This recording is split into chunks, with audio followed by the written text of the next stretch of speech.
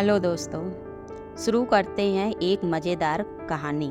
बहुत समय पहले एक राज्य था जहाँ एक धनी और शक्तिशाली राजा शासन करता था। उसका एक इकलौता बेटा शहजादा रियाज था। वो बहुत समझदार और सुंदर था। शहजादा हर एक विषय में निपुण था, चाहे वो कौशल हो, कला हो या शासन का ज्ञान। वो बहुत होशियार था, लेकिन उसकी सबसे बड़ी खासियत यह थी कि वो बहुत रहमदिल था। राज्य में सभी लोग उससे बहुत ज़्यादा प्यार करते थे, लेकिन शहजादा रियाज का दिल एक अनोखी खोज में था। उसे सच्चे प्रेम की तलाश थी। उसी राज्य के एक छोटे से गांव में एक गरीब लकड़हारा रहता था। उसका नाम रामदीन था और वो अपनी बेटी सुनैना के साथ रहता था।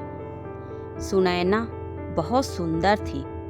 उसकी आंखों में एक चमक थी जो किसी को भी आकर्षित कर सकती थी। सुनैना बहुत ईमानदार और मेहनती थी। वह अपने पिता की देखभाल करती और गांव के बच्चों को पढ़ाती थी।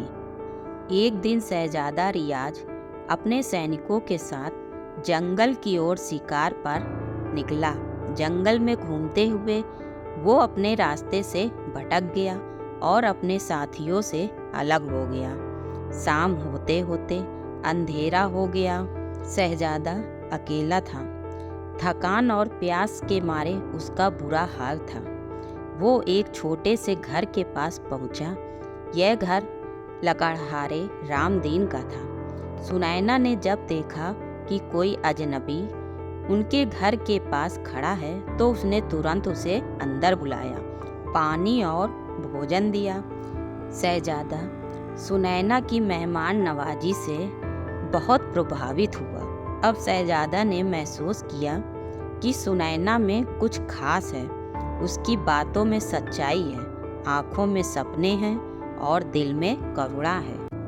इसके बाद शहजादा अपने राज्य में वापस आ गया।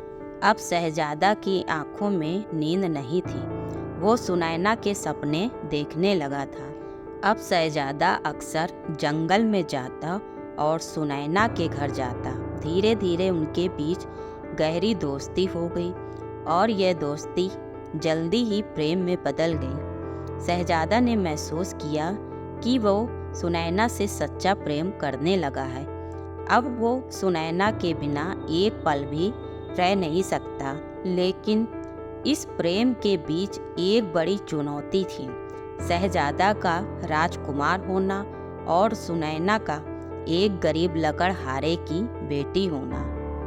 सुनैना को भी अब यह बात समझ में आने लगी कि शहजादा एक राजा का बेटा और मैं एक लकड़हारे की बेटी। जमीन आसमान का अंतर है और हम दोनों की शादी तो कभी नहीं हो सकती।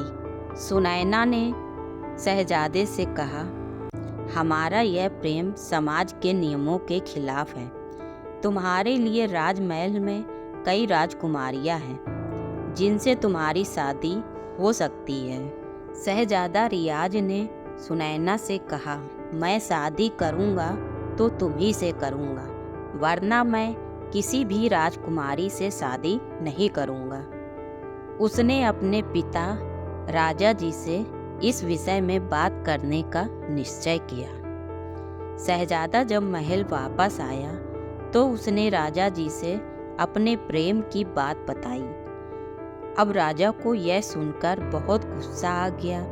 वो एक गरीब लकड़हारे की बेटी को अपने बेटे की दुल्हन के रूप में स्वीकार करने के लिए तैयार नहीं थे।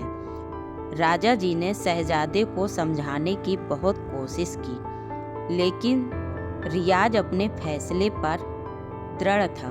अब राजा ने सुनैना की परीक्षा लेने का निश्चय किया। उन्होंने ऐलान किया, यदि सुनैना 3 कठिन परीक्षाओं को सफलतापूर्वक पूरा कर लेती है तो वह उनकी शादी के लिए अपनी अनुमति दे देंगे।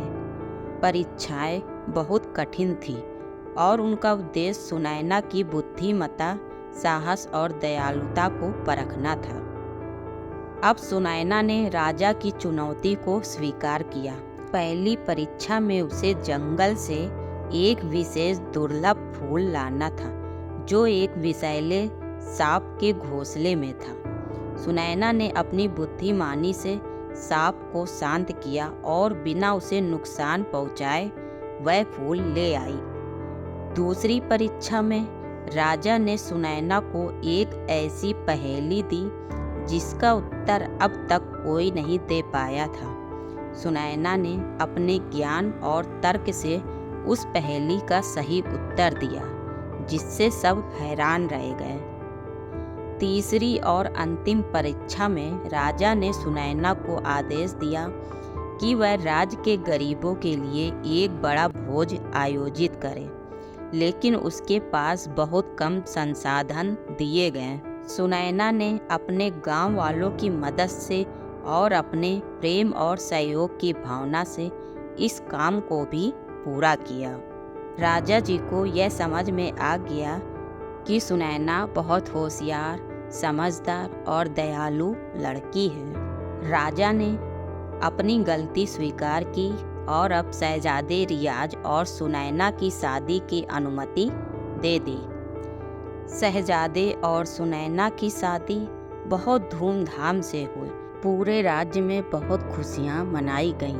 शहजादा और सुनैना की शादी से यह साबित हो गया कि सच्चा प्रेम किसी भी सामाजिक और आर्थिक बाधा से ऊपर होता है। दोस्तों, आपको हमारी ये स्टोरी कैसी लगी हमें कमेंट करके ज़रूर बताएं, और आप किस तरह की स्टोरी सुनना पसंद करेंगे ये हमें कमेंट बॉक्स में ज़रूर बताएं। ऐसी ही नई नई और मज़ेदार कहानियाँ सुनने के लिए हमारे चैनल को सब्सक्राइब करें, वीडियो को लाइक और शेयर भी करें। फिर मिलेंगे एक नई कहानी के साथ, तब तक के लिए बाय।